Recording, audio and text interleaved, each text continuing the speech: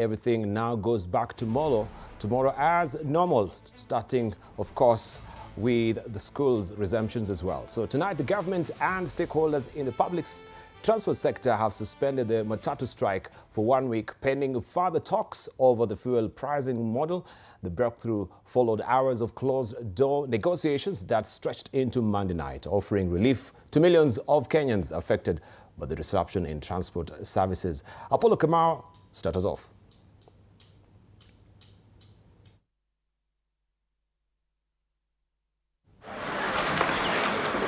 The decision by public transport stakeholders to suspend the public service vehicle strike for 1 week and allow dialogue on the fuel pricing model was marred by hardening positions, but the government finally gave in to reduce the price of diesel by 10 shillings, averting another costly nationwide shutdown marked by chaos.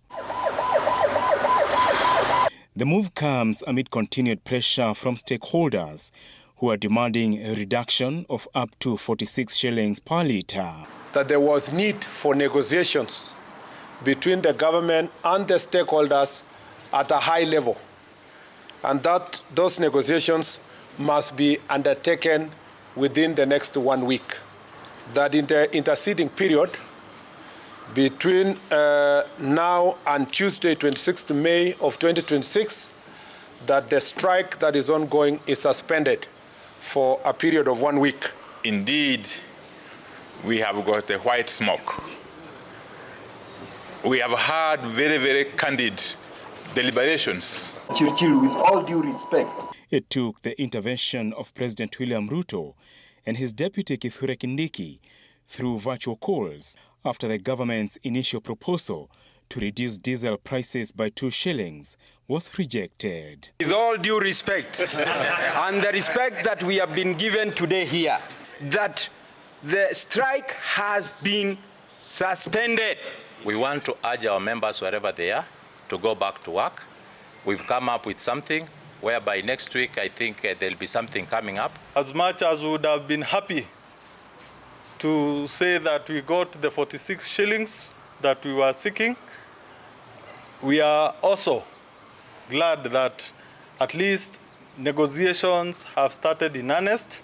The talks dragged on until the government improved the offer to a 10 shilling reduction, although stakeholders are still insisting on a 36 shilling cut. Last night's reduction by 10 shillings on the cost of diesel per litre alone took some 2.7 billion shillings. The entry of Nairobi Governor Johnson Sakaja into Tuesday's talks is said to have softened hardline positions due to the relationship he enjoys with public transport stakeholders. There are certain limitations of what we can do, but in the next few days you will see. And I have promised them as their as their friend and their guarantor, that we shall sit at the highest level to resolve this pain that Kenyans are feeling. President William Ruto, who is currently in Kazakhstan, is expected to jet back into the country on Thursday and chair a cabinet meeting on the fuel crisis on Friday before meeting public transport stakeholders on Saturday. Despite the announcement on the suspension of the strike coming late in the day, a sense of normalcy has returned in the streets of Nairobi, meaning for millions of Kenyans reporting to their workplaces and businesses on Wednesday, the economy is back on its feet despite the losses incurred. Apollo Kamau, TV 47 in Nairobi.